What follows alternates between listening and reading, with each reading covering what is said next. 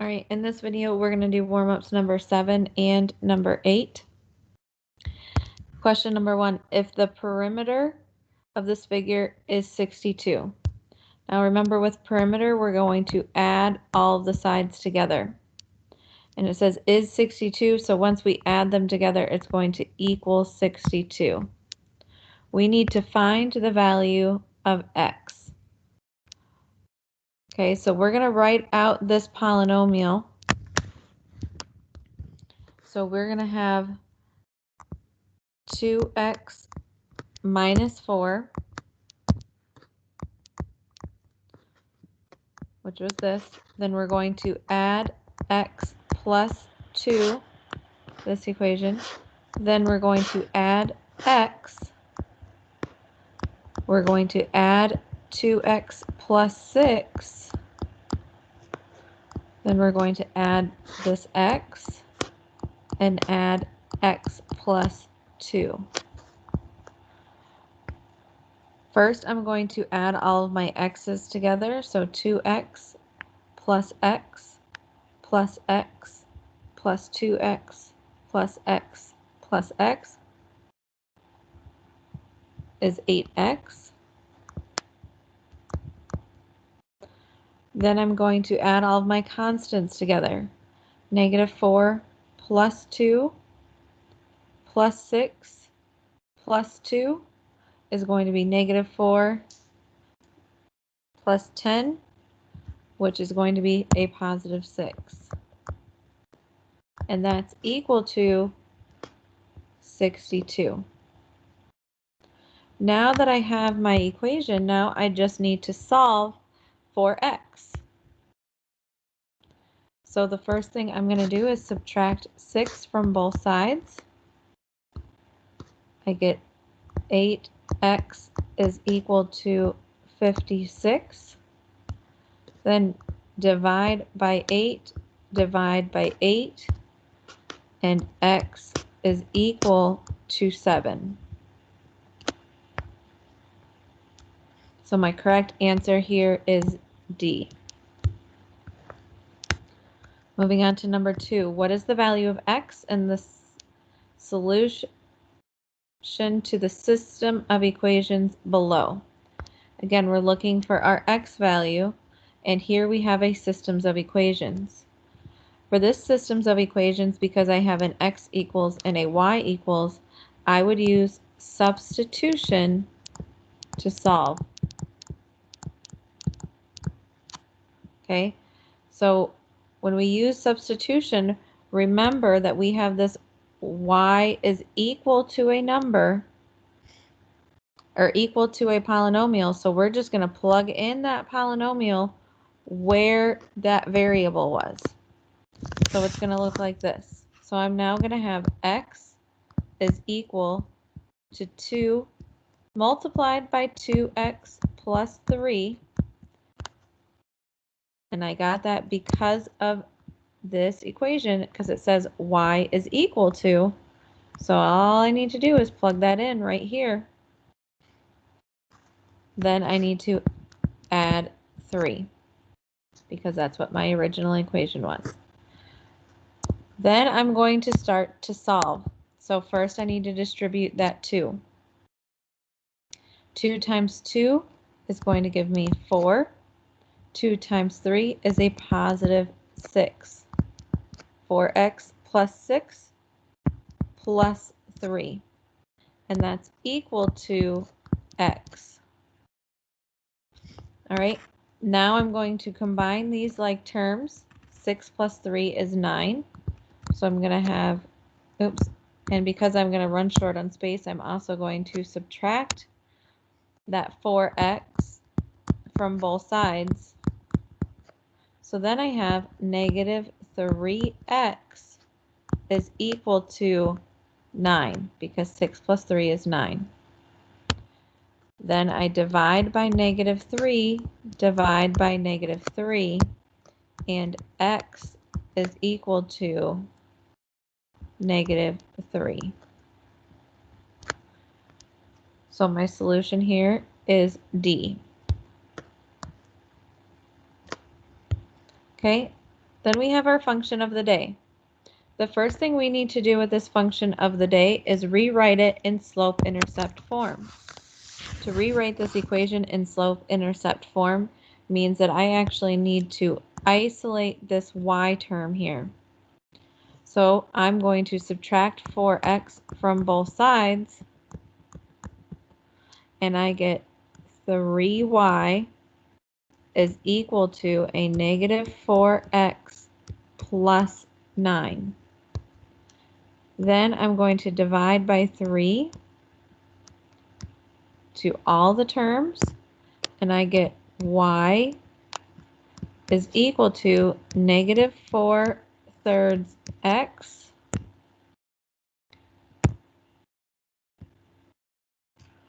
plus 3.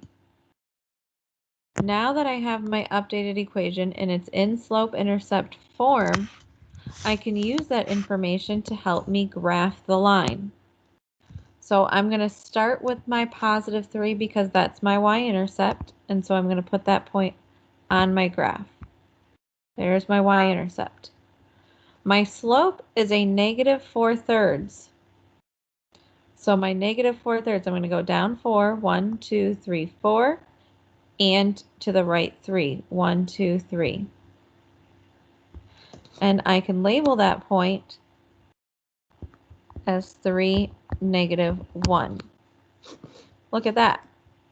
That's also a point in my table, so I can fill that in.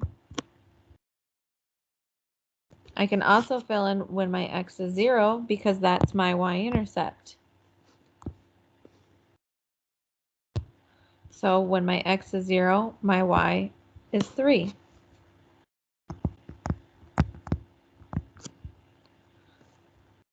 I can also take this opportunity to list it over here on the right where it says y-intercept and list it as 0, 3. All right. I can also find my next point just by following the slope. Negative 4, 1, 2, 3, 4, and over 3, 1, 2, 3. This is the point 6, negative 5. That doesn't help me with the table. That's okay. Now I'm going to find some of my other points. Let's see if we can find negative 3. So we're going to go up 4, 1, 2, 3, 4, and to the right 3, 1, 2, 3. And even though it's not on my graph per se, I can still identify the point because I went up 4, so 4 plus 0, 4 plus 3 is 7,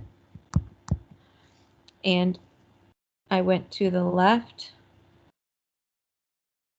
3, so I'm going to be at negative 3. So I lost my train of thought there.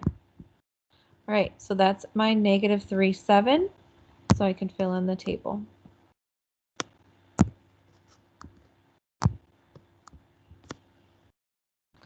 All right, the last one, negative 6, is definitely not going to fit on this graph. So I'm going to have to find that using my function and plugging that in to find my y. So I'm going to find f of negative 6. So that's going to equal negative 4/3 multiplied by 6 plus 3. Well, negative 4/3 multiplied by 6 is going to be negative 8. It's a negative 6, so it's going to be a positive 8 plus 3, and that's going to equal 11. Because a negative times a negative is equal to a positive. So my last point here is negative 6, 11. Oh, look at that. We also did need to find our f of 6, which is this point right here. And I don't need to plug that in to find it for my function because it's already labeled on my graph, and f of 6 is equal to negative 5. All right, that's it for warm-up number 7. let's go ahead and get started on warm up number 8. It says a function represented by the equation y equals 1/3 x plus 4 is graphed on a grid. What will happen to the line if the slope is changed to 2/3? Okay, so here my slope is equal to 1/3. Oops.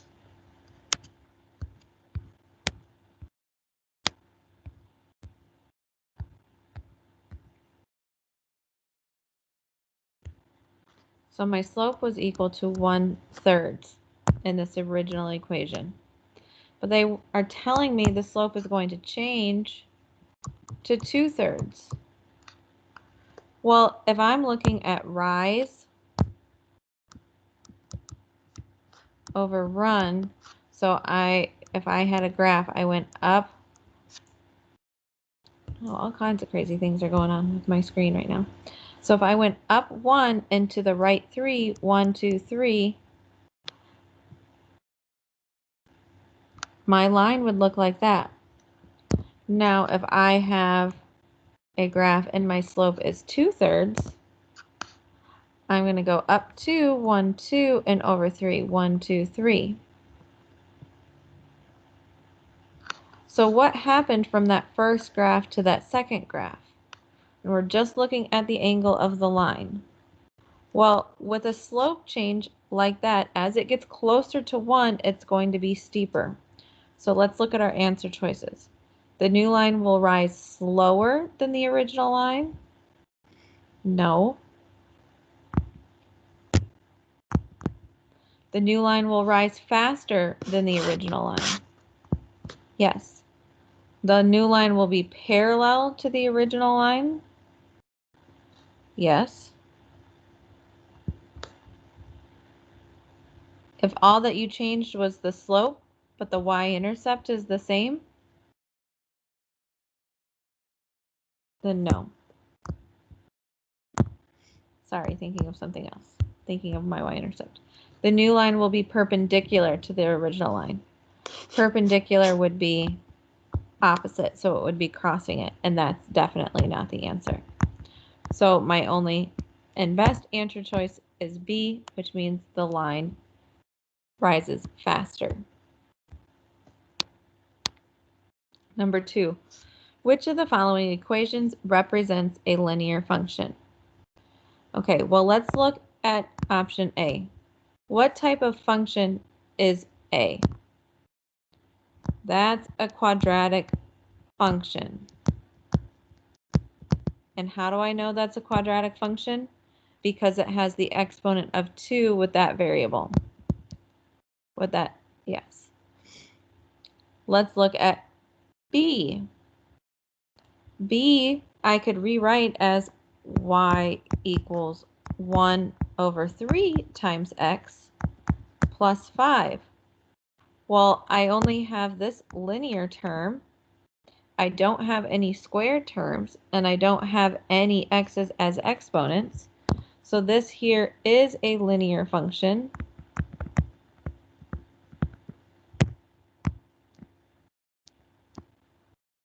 So I believe that's going to be my only answer, but let's check C and D because it does say which of the following equations represents a linear function. So maybe it's more than one, even though it doesn't say select more all that apply.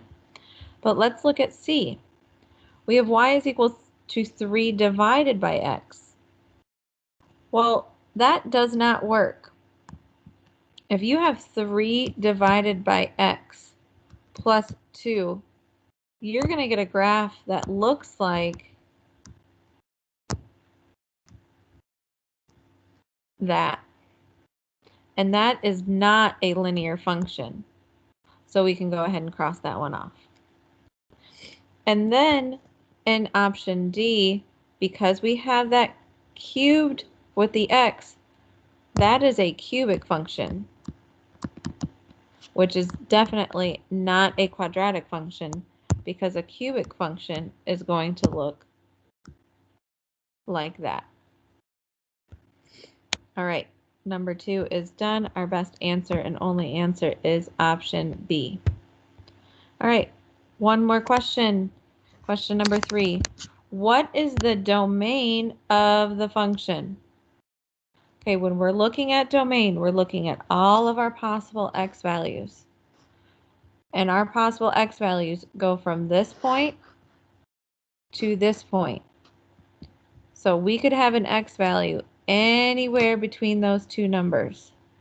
So my x would need to be greater than, or it can be equal to, because it has that solid dark line.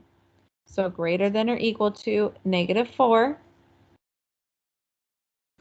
which is this choice and this choice. We can cross off C and D. And it's got to be less than, it will be less than or equal to a +4. So that is this answer choice right here. So my best answer and only answer is A. This 3 is trying to trick you. They're trying to get you to relate it to this 3 on the y-axis, which is not correct. Okay, remember domain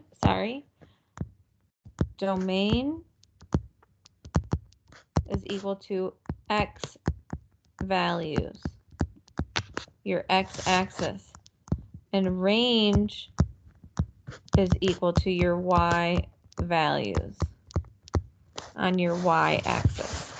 So make sure you remember the difference between domain and range. All right, that's it for our warm-ups this week. Have a great day.